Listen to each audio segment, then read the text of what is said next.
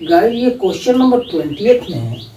Function का ऊपर part x-3 है और upon x-1 to the power 3 है into second function exponential x है।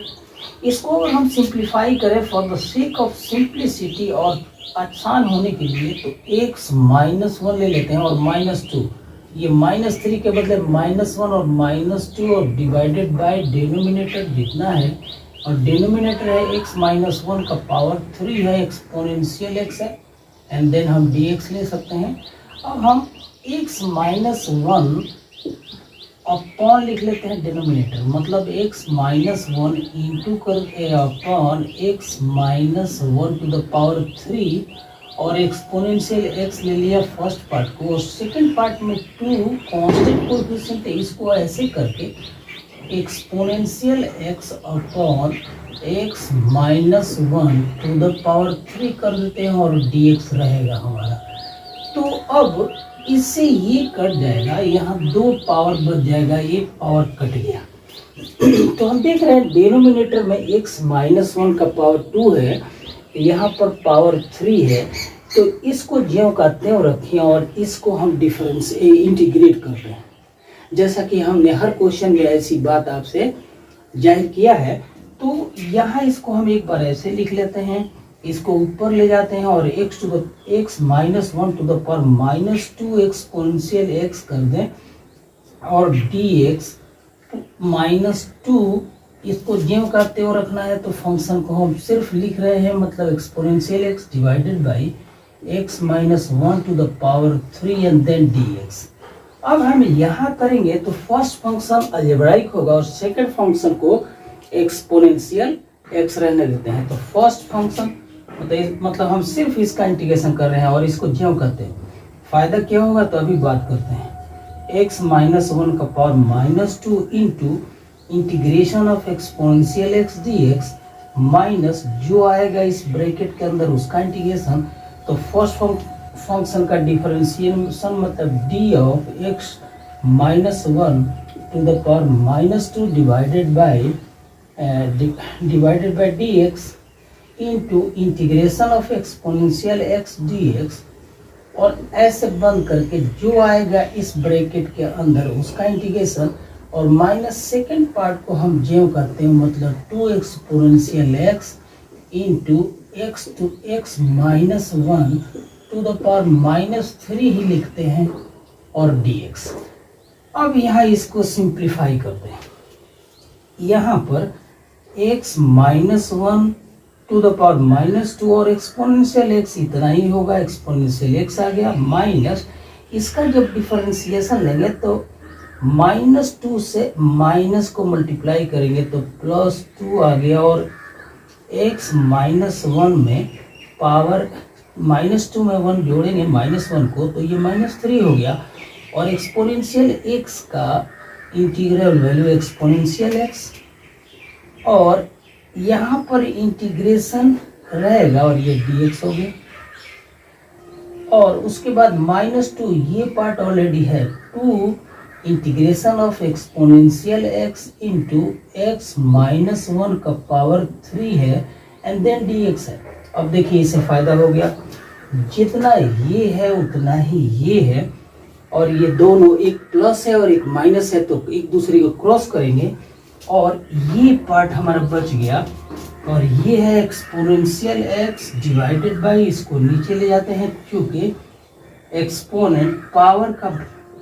साइन नेगेटिव है तो उसको नीचे ले गए तो पॉजिटिव हो गया, मतलब x-1 का square and plus integration constant c। इस तरह से हमने 3-4 क्वेश्चन जो एक ही नेचर है और ये अच्छे क्वेश्चंस हैं, अक्सर पेपरों में टेस्ट में एग्जाम में आते रहते हैं, तो इन पर स्पेशल हमें आप जानते हैं हम लोग एंजॉय कर रहे हैं इंटीग्रेशन बाय पार्ट्स और आज 12th क्लास के एक्सरसाइज नंबर 7.6 का क्वेश्चन नंबर हम 19 को डील कर रहे हैं, बिल्कुल उसी तरह से जैसे कि अभी इससे पहले हम लोगों ने क्वेश्चन किया है। जैसे क्वेश्चन नंबर 16 से लेकर के 18 तक एक ही नेचर है और 19 भी वही नेचर है। आप देख सकते हैं इस क्वेश्चन को, इस क्वेश्चन में फंक्शन है एक्सपोनेंशियल x इंटू और ब्रैकेट के अंदर 1/x -1/x स्क्वायर है। अगर इसको हम प्रोडक्ट लेकर के तोड़ते हैं तो हमारे सामने दो पार्ट्स ऐसे मिलेंगे। फर्स्ट पार्ट में एक्सपोनेंशियल एक्स इंटू है 1/x और dx तो लेंगे वेरिएबल x है इसलिए माइनस सेकेंड पार्ट में एक्सपोनेंशियल x है और इंटू 1/x² है। निश्चित रूप से हमने जैसा कि पहले डिस्कस किया था और बात फिर कर रहे हैं,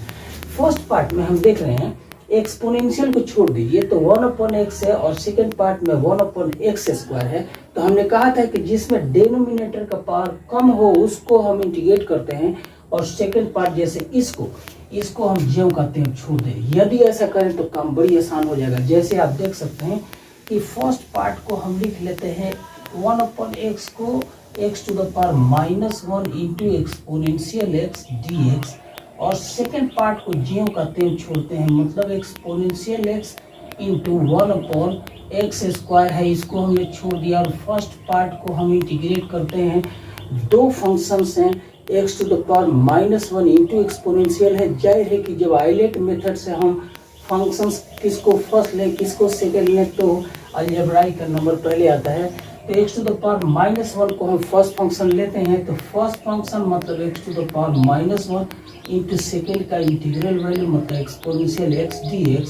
माइनस, अभी हम इसका इंटीग्रेशन कर रहे हैं, माइनस इंटीग्रेशन ब्रैकेट के अंदर जो आएगा मतलब d ऑफ मतलब differentiation of x⁻⁻1 with respect to x into integration of exponential x लिख लेते हैं और सेकेंड पार्ट को जैसा है वैसा छोड़ देते हैं। फिर यहाँ dx ले लेते हैं, माइनस सेकेंड पार्ट है एक्सपोनेंशियल x इंटू 1/x² है एंड dx तो रहेगा ही। आइए अब इंटीग्रल वैल्यू ले लेते हैं। तो यहाँ पर एक्सपोनेंशियल x का इंटीग्रेशन एक्सपोनेंशियल x ही रहेगा तो x⁻⁻1 इंटू